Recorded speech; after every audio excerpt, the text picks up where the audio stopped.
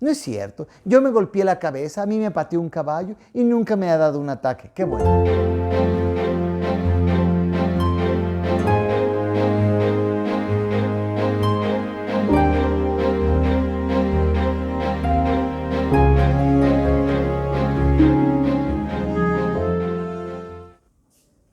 ¿Qué tal, querido padre de familia? Pues aquí disfrutando nuevamente un tema subsecuente del síndrome convulsivo, que empezamos en el video anterior solamente con la definición de la Organización Mundial de la Salud.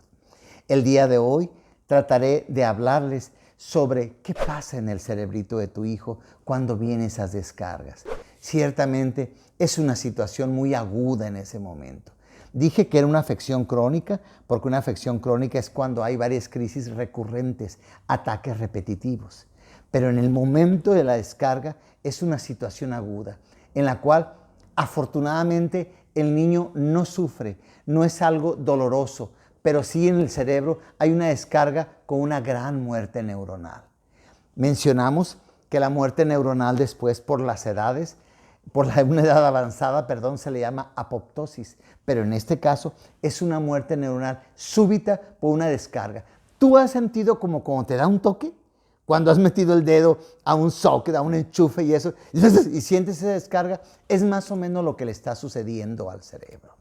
Mencioné en el video anterior que si quieres ver algo de los factores de riesgo que hay en los videos 26, 27, 28 y 29, sería bueno repasarlo un poquitito, porque ahí hablaremos sobre factores de riesgo desencadenantes de un cuadro convulsivo.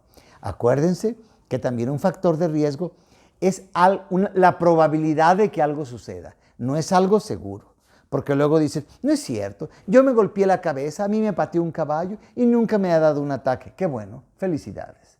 Solamente es un factor de riesgo, una probabilidad. Entonces, ¿qué pasa en el cerebro? ¿Cómo se produce en el cerebro esa descarga? Porque siempre va a haber como precedente un factor de riesgo que deja una lesión cerebral. Llamémosle desnutrición, infecciones, traumatismos, tumoraciones, tratamientos, falta de oxígeno en el nacimiento, doble ligadura del cordón al cuello, etcétera, etcétera, etcétera, que dejó como una cicatriz, una huella en el cerebro. Imagínense, queridísimos padres de familia, aproximadamente 50 millones de personas en el mundo padecen de epilepsia. 50 millones de personas en el mundo han pasado por un factor de riesgo en la cual le dejó como secuela un síndrome convulsivo.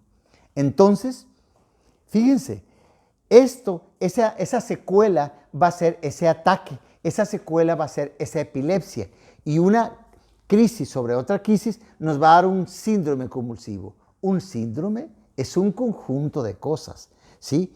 Porque luego asociamos el síndrome nada más como el síndrome de Down, por ejemplo, que es el más conocido. No, un síndrome es una enfermedad en lo que hay muchos signos y síntomas afines de algo.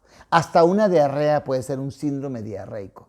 Hay náuseas, fiebre, dolor de panza, evacuaciones, dolor de cabeza, etcétera, etcétera, etcétera. Toda esa suma va a dar el síndrome diarreico.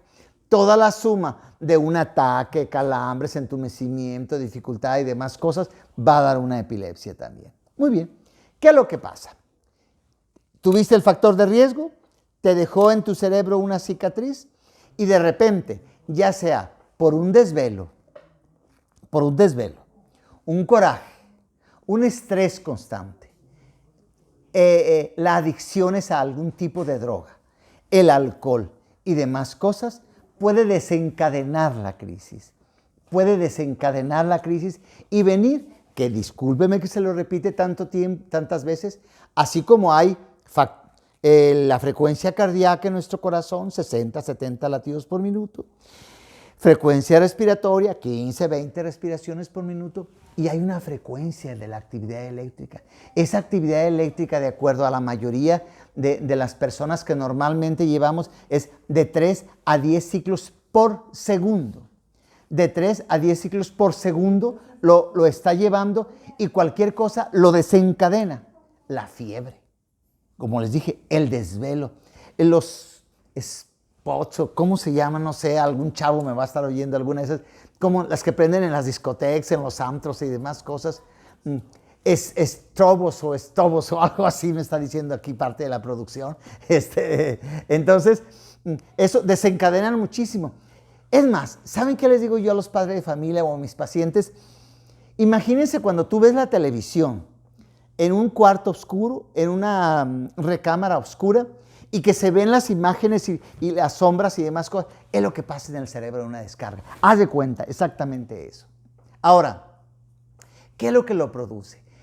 Varias estadísticas han dejado como reflejo que el 10% de ellas son de origen genético. Fíjense bien, no porque la epilepsia sea hereditaria, no porque el síndrome convulsivo sea hereditario, no.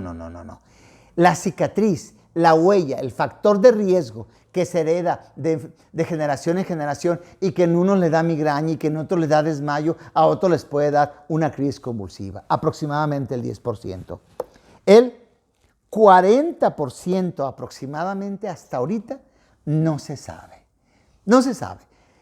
Hacemos unas historias exhaustivas, una anamnesis es una investigación exhaustiva del caso y no encontramos ningún factor de riesgo, porque el otro 50% que les decía son esos factores de riesgo que hay un factor desencadenante, ¿sí? Un factor desencadenante en cuanto a los factores de riesgo prenatales, perinatales o postnatales que dejaron una cicatriz. Entonces, en ese momento no se puede hacer nada más que acompañar al paciente y espero que te asesores con alguna guía o con tu médico para ver qué es lo que tienes que hacer.